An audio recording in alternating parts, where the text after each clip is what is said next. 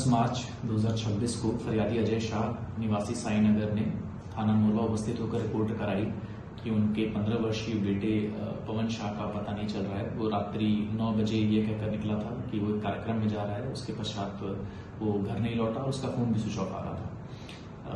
जब उन्होंने थाना मोरवा में सूचना दी तो तत्काल 137(2) BNS के अंतर्गत गुम इंसान की रिपोर्ट रजिस्टर की गई और पता तलाश शुरू की गई। दिनांक 11 मार्च को पवन का शव एक काली पन्नी में पैक मिला, जिसके पश्चात मृत पंचनामा किया गया और परिजनों ने शव की पहचान की। PM रिपोर्ट के पश्चात हत्या की धारा बढ़ाई गई केस में। इसके पश्चात आरोपी गढ़ों को की पता तलाशी की गई, जिसमें ये पता चला कि साईनगर के रहने वाले किराने की दुकान चलाने वाले पंकज गुप्ता और उनकी दुकान पे काम करने वाले इरशाद आलम उर्फ टेलर का विवाद पवन और उसके घर वालों से काफ़ी समय से चल रहा था और होली के दिन भी इनका विवाद हुआ था।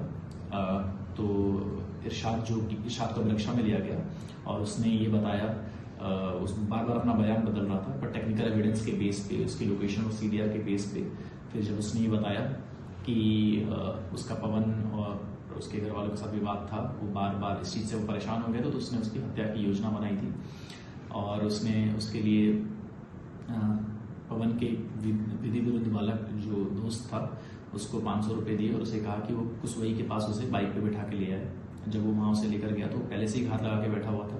इरशाद ने उसका गला दबाया और उसे पत्थर से मार के हत्या कर दी। फिर दोनों उसे पिपरखड़ गांव में मुआवजे के मकान में लेके चले गए और वहाँ पर उसको एक काली पन्नी में पैक करा और उसके पश्चात वहाँ से भाग गया।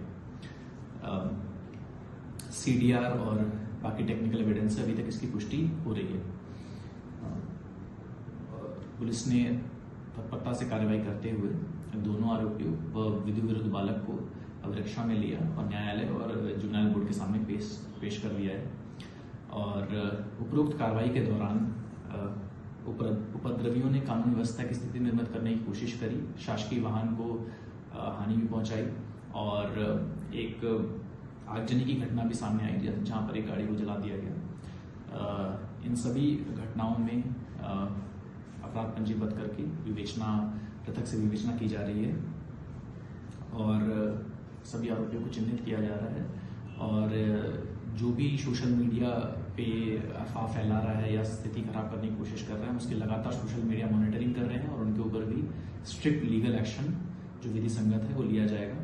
और इस उपद्रव के दौरान पुलिस ने एक संयम का परिचय दिया, संवेदनशीलता का परिचय दिया और कोई भी डिस्प्रोपोर्शनेट यूज ऑफ फोर्स नहीं था। पुलिस ने सूझबूझ के साथ इस कानून व्यवस्था की स्थिति को मैनेज किया और जो हत्या का केस है उसमें अग्रिम विवेचना जारी है।